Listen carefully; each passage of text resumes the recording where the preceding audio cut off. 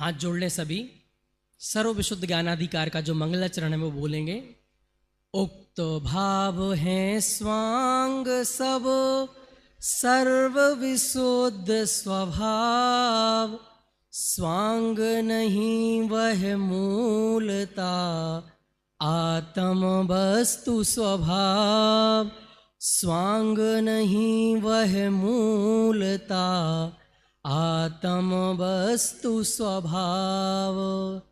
सर्व विशुद्ध ज्ञानाधिकार में भगवान आत्मा के अकर्ता अभोक्ता सर्व विशुद्ध ज्ञान के स्वरूप को स्पष्ट किया जा रहा है। क्या है सर्व विशुद्ध ज्ञानाधिकार?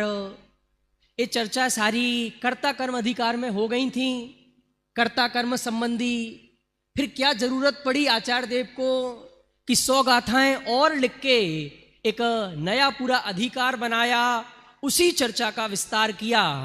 तो दोपहर की सवा है, थोड़े से आप अभी छठे सातवें में झूल रहे हैं, तो मैं थोड़ा सा एक सरलता से बात प्रस्तुत करता हूँ कि कल यहाँ पर एक निबंध लेखन प्रतियोगिता हुई थी, ऐसे राइटिंग कंपटीशन हुआ था आदरणीय राकेश जी भाई साहब की अध्यक्षता में और निर्णायकत्व में, और अभी उसका रिजल्ट आया, अभी 10 मिनट पहले ही डिक्लेयर्ड हुआ। और उस निबंध लेखन प्रतियोगिता का सब्जेक्ट क्या था पता है आपको? आत्मा के अकर्तृत्व भाव की सिद्धि। आप सब ने, किसी ने 20 पेज, किसी ने 30 पेज, किसी ने 40 पेज, बहुत अच्छे अच्छे निबंध लिखे हैं। किस विषय पर भाई साहब?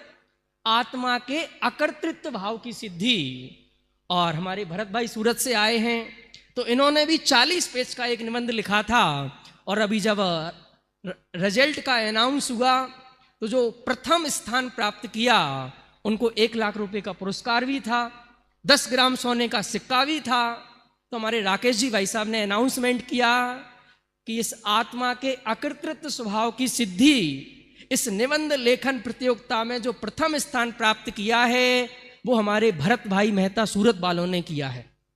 इनको 1 लाख रुपए का पुरस्कार दिया जाता है, पर हमारे राकेश जी भाई साहब वो तो बाल की खाल निकालें, 1 लाख रुपए दे रहे हैं।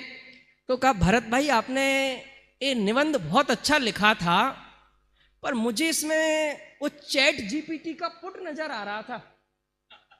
किसका नजर? पुट नजर किसका आ रहा था? भरत भाई ईमानदारी से बताना, ये आपने ही लिखा है क्या?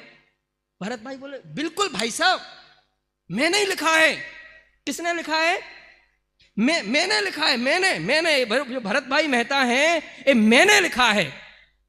भाई साहब बोले कि अच्छा, मुझे तो इसमें आचार्यों की गाथाओं का, अमृत चंदाचार्य देव के कलसों का, आत्मख्याति टीका का भाव नजर आ रहा है। नहीं भाई साहब, उसकी तो हमने सहायता ली है, पूरा निबंध मैंने अपनी बुद्धि से लिखा है। इसकी जो टाइपिंग है, आपने जो पीपीटी बनी, ये बहुत जोरदार। ये तो कंप्यूटर ने, ना कंप्यूटर का कोई योगदान नहीं, इतना बढ़िया सब मैंने लिखा। किसने लिखा? मैंने लिखा। और किस पे लिखा? जो अकर्ता है वो अपना हर एक भाव में कर्तापन लगा रहा है। तो वो ही कि मैंने संबर किया, मैंने निर्जरा किया, मुझे मोक्ष करना है, मुझे शुद्ध परिणति करनी है, मुझे शुद्धोपयोग करना है। तो आचार्य कुंद देव ने देखा कि इतना समझाने के बावजूद भी अभी इनके अंदर से मान्यता नहीं निकली है कि पंच महाव्रत का पालन मैं ही करता हूं, जीवों की रक्षा मैं ही करता हूं। तो इस बात की सिद्धि करने के लिए ये 308 से 311 नंबर की गाथाएं हैं, बहुत प्रसिद्ध गाथाएं हैं जिन्हें गुरुदेव ने क्रमबद्ध पर्याय की सिद्धि इन गाथाओं के आधार से की है। सीधे चलते हैं, हम उन गाथाओं का पाठ करते हैं, कहीं हमारे इस भाषणबाजी में वो मूल गाथाएं ना रह जाएं, इसलिए उनका पाठ जरूर करते हैं। आपकी स्क्रीन पर आ रही हैं। है जगत में कटकादि गहनों से सुवर्ण अनन्य ज्यों, जिन गुणों में जो द्रव्य उपजे उनसे जाने अनन्य त्यों। जीव और अजीव के परिणाम जो जिनवर कहे, बेजीव और अजीव जानो अनन्य उन परिणाम से। ना करे पैदा किसी को बस इसलिए कारण नहीं, किसी से ना हो अता यह आत्मा कारज नहीं।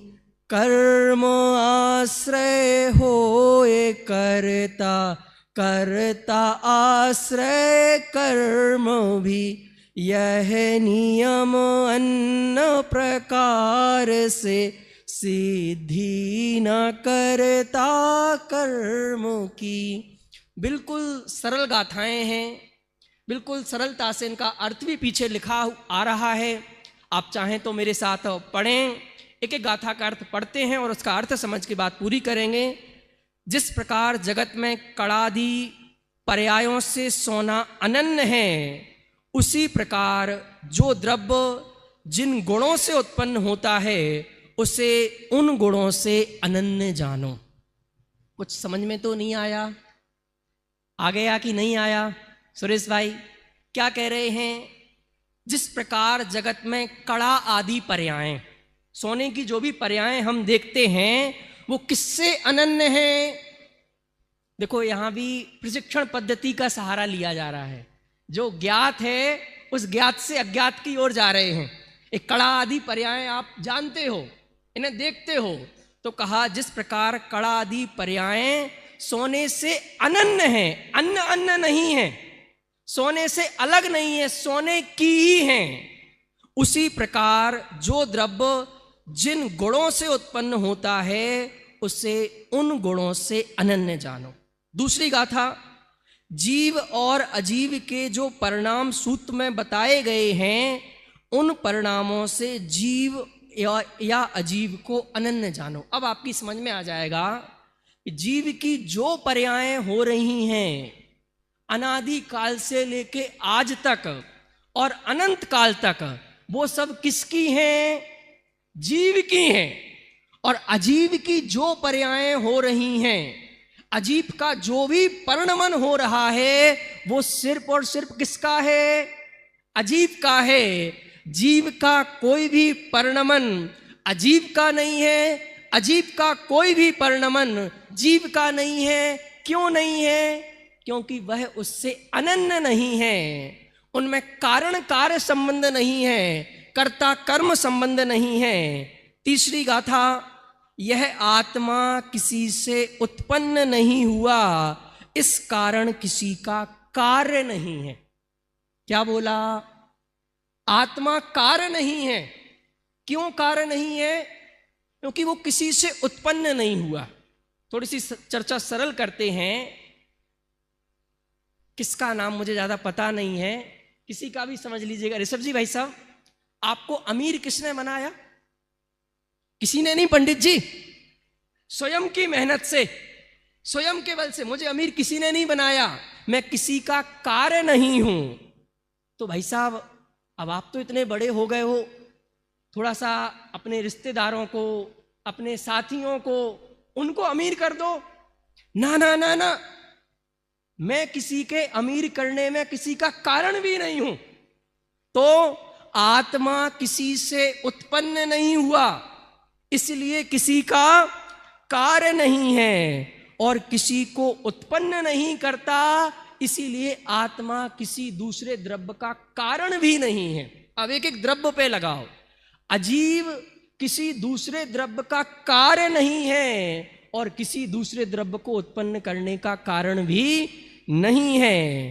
कर्म के आश्रय से होता है, कर्ता के आश्रय से कर्म उत्पन्न होते हैं। अन्य किसी भी प्रकार से कर्ता कर्म की सिद्धि नहीं देखी जाती। बस टीका की एक लाइन पढ़ेंगे और फिर अपन इसको समराइज कर देंगे। प्रथम तो यह जीव क्रम नियमित अपने परिणामों से उत्पन्न होता हुआ जीव ही है, अजीव नहीं। इसी प्रकार अजीब भी क्रम नियमित परिणामों से, अपने परिणामों से उत्पन्न होता हुआ अजीव ही है, जीव नहीं। कुछ समझ में आया कि नहीं आया? जीव अपने परिणामों से उत्पन्न होता हुआ जीव ही है, और अपने कैसे परिणामों से? अपने क्रम नियमित परिणामों से। और एक क्रम नियमित परिणाम कब तक के?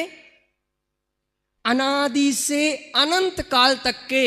एक एक परिणमन बिल्कुल सुनिश्चित है, उसमें कहीं कोई गुंजाइश ही नहीं है।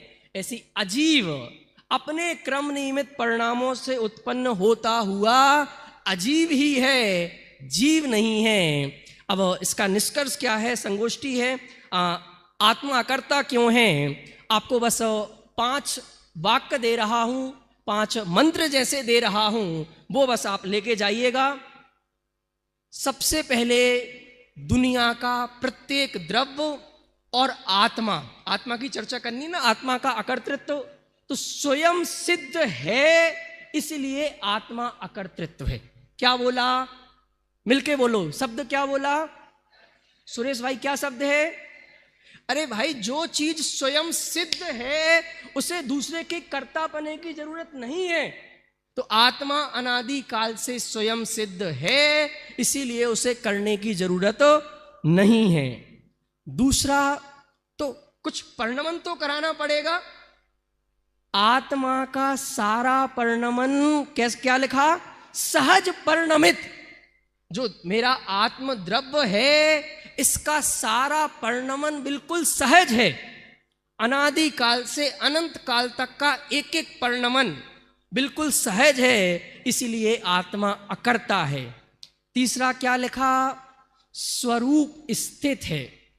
आज तक इसने अपने स्वरूप को कभी छोड़ा ही नहीं है और दूसरे के स्वरूप को कभी ग्रहण किया नहीं है। अपने स्वरूप में ही अनादि काल से ऐसा ध्रुव है, ऐसा विज्ञान घन है कि कुछ करने की जरूरत ही नहीं है।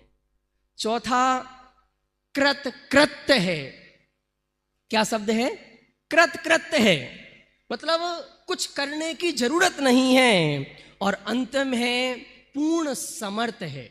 आत्मा अपने आप में और दुनिया का प्रत्येक द्रव्य पूर्ण समर्थ है, इसलिए कर्तापने का कहीं प्रसंग ही नहीं आता है। आत्मा अकर्ता है। और एक पॉइंट और लिखा है, 6 शक्तियां। आत्मा अकर्ता है तो सारा परिणमन करा कौन रहा है? कौन करता है? तो कहा तुम उसकी चिंता नहीं करो। भाव शक्ति, अभाव शक्ति, भाव अभाव शक्ति, अभाव भाव शक्ति, भाव भाव शक्ति, अभाव अभाव शक्ति, ये 6 शक्तियां हैं जिनके द्वारा पूरा परिणमन आत्मा का हो रहा है। इसलिए हमें रंच मात्र भी चिंता करने की जरूरत नहीं है। अब ये आत्मा का अकर्ता स्वभाव हमने समझ लिया तो क्या हो जाएगा भाई? अभी तक नहीं समझा था और आवाज समझ लिया कि आत्मा बिल्कुल अकर्ता है। आत्मा कुछ भी नहीं करता है, ना आत्मा में कुछ करने की गुंजाइश है, ना आत्मा को किसी का कुछ करने की जरूरत है। तो अंतिम 3 पॉइंट, किस लिए अकर्ता स्वरूप क्यों समझें? वस्तु स्वरूप का सम्यक परिज्ञान।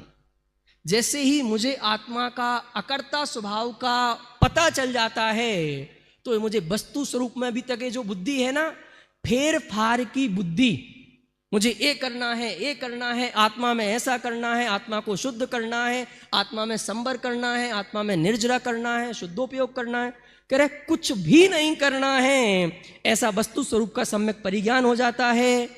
इसके बाद क्या लिखा है? क्या आ जाती है अकर्ता स्वभाव समझने से? पूर्ण निर्भरता। एक पंक्ति लेके जाइएगा, यदि निर्भर नहीं होगा तो भव से पार नहीं होगा। क्या बोला? आत्मानुभूति कब होती है? जब हमारा एक कर्तृत्व का भार पूरा उतर जाता है, उस पल आत्मानुभूति होती है। तो यदि हमें आत्मानुभूति करनी है, उसके लिए पूर्ण निर्भर होना पड़ेगा। तो अभी तक अकर्ता स्वभाव से हमें क्या लगता था, ठीक है पर मैं कुछ नहीं करना, पर आत्मा में तो कुछ करना पड़ेगा, आत्मा का तो मैं करता हूं। अरे आत्मा का भी फेर फार करता नहीं है, करता तो है पर फेर फार करता नहीं है। और ऐसा समझ लेने पर सम्यक पुरुषार्थ की जागृति होती है। तो इस अकर्तृत्व स्वभाव के माध्यम से, कारण कार्य की व्यवस्था के माध्यम से हम सबके सम्यक पुरुषार्थ जागृत हो, इसी मंगल भावना के साथ अभी की वाणी को विराम देते हैं।